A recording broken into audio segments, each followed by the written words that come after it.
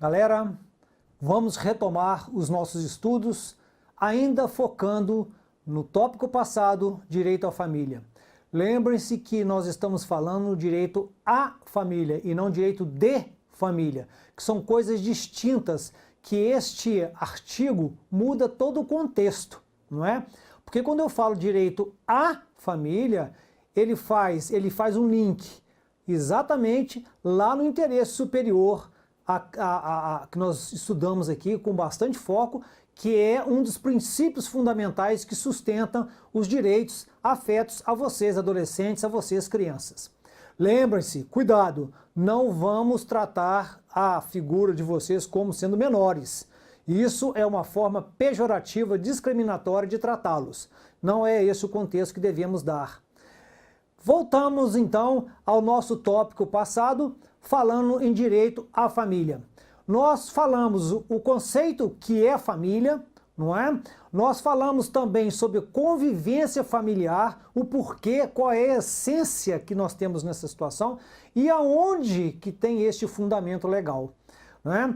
Lembrem-se, é importante que se faça uma leitura do artigo 100 do Estatuto, onde cuida essencialmente dos princípios que sustentam, que garantem qualquer postulação que os senhores queiram fazer.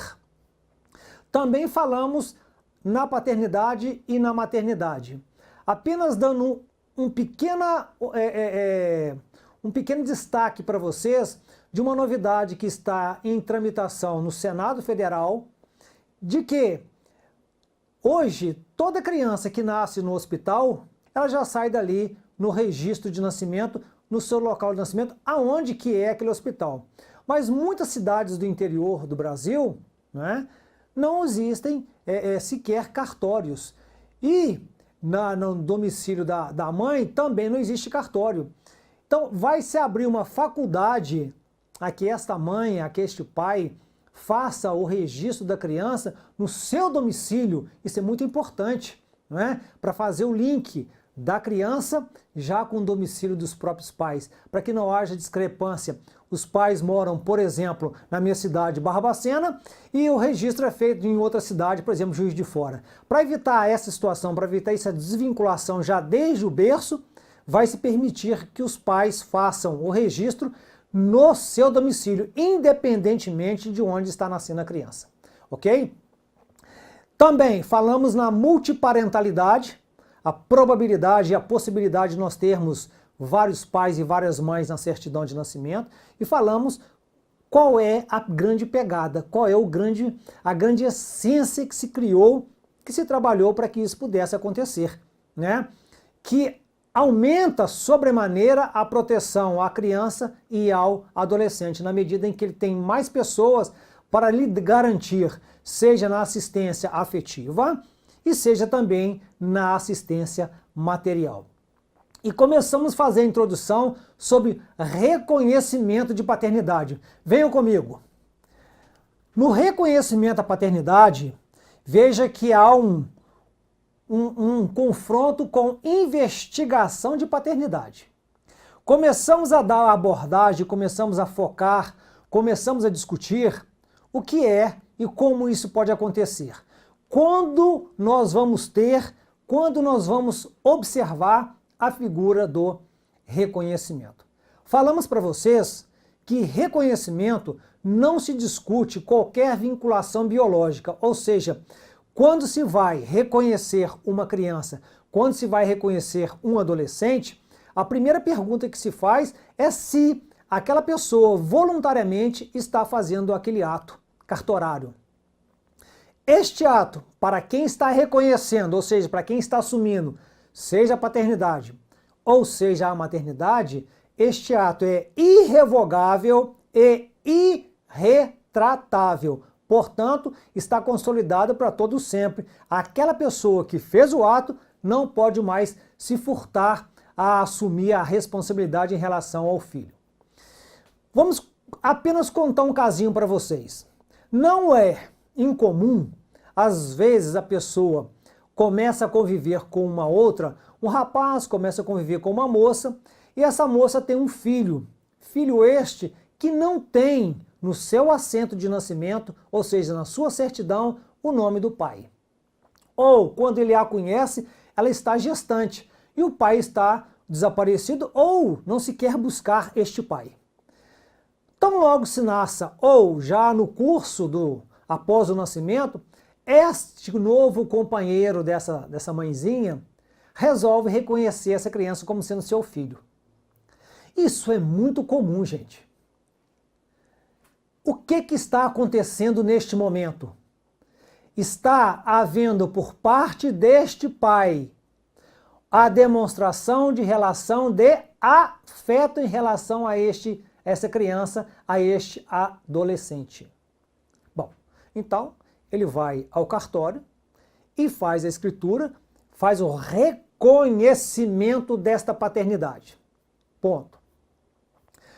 Passo adiante, há uma ruptura dessa união estável, dessa convivência entre ele e a sua antiga companheira.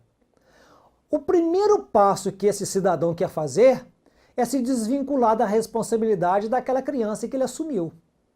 Pode ser feito? Não pode ser feito. Não pode mais se desmanchar aquele registro. Ele que reconheceu voluntariamente tem agora que assumir a responsabilidade paterna, porque o ato dele é irrevogável e irretratável. Você sabia disso? Que este ato não se volta mais no tempo? Para aquele que reconhece voluntariamente? Aí poderia perguntar, não, mas quando ele estava convivendo com essa moça, ela não estava grávida. Ok.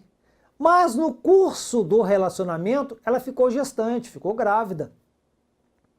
Só que se descobre no futuro, mais adiante, logo após o nascimento ou anos depois, que aquela criança não era filho daquele pai, daquele antigo companheiro. Que foi um relacionamento extra que essa jovem arrumou, ficou gestante durante a sua convivência com o seu companheiro, e aquela pessoa que convivia com ela, na pressuposição, na certeza de que aquela criança era seu filho, reconheceu. Neste caso, é possível voltar atrás naquele reconhecimento que ele fez? Que falamos que é um ato irrevogável e irretratável. A lei é sábia. A lei dá a esta pessoa, a este pai, a possibilidade dele revogar aquele reconhecimento. Sabe por quê? Se ele comprovar que laborou, que reconheceu em erro. Ok? Se ele provar que ele tinha a pressuposição de que aquela criança gestada durante a sua convivência era seu filho, mas ele desconhecia esse relacionamento extra da sua companheira, neste caso ele está laborando em erro, ou seja, está incidindo em erro. Neste caso é possível se fazer a revogação daquele reconhecimento, mas só se faz judicialmente. Não se pode ir ao cartório e pedir para revogar. O cartório, o titular, lá o tabelião, não fará este ato de revogação. Este ato vai exigir uma intervenção do juiz de família. E aí caberá a essa pessoa comprovar que laborou em erro. Comprovado, o juiz determina que faça no assentamento da criança o cancelamento daquele reconhecimento. Ponto. Resolveu o problema. Voltando agora ainda tratando do reconhecimento. Lembrem-se que eu falei que o reconhecimento é um ato que eu não busco vinculação genética, ou seja, eu não estou discutindo DNA. Portanto, eu, que me julgo pai, vou ao cartório e faço o reconhecimento, que é o reconhecimento administrativo que se chama na lei, que é a Lei 8.560. Ela autoriza este reconhecimento, ponto e acabou. Ninguém vai perguntar para esse pai, você tem certeza? Você realmente é o pai? Não, não se pergunta essa situação. Reconheceu, acabou. A criança estará protegida. Uma outra situação que pode acontecer ainda dentro de cartório é a mãe se dirigir ao cartório para fazer o registro do seu filho e lá, não sendo casada, ela vai dizer o nome do suposto pai é fulano de tal. Aí o que o tabelião fará? Fará um procedimento e vai encaminhar esse procedimento para o juiz de registro público. Quando lá chegar, o Ministério Público será intimado, porque tem menor participando do processo, então a intervenção dele é obrigatória. E lá vai se chamar, vai se intimar este pai para comparecer a uma audiência.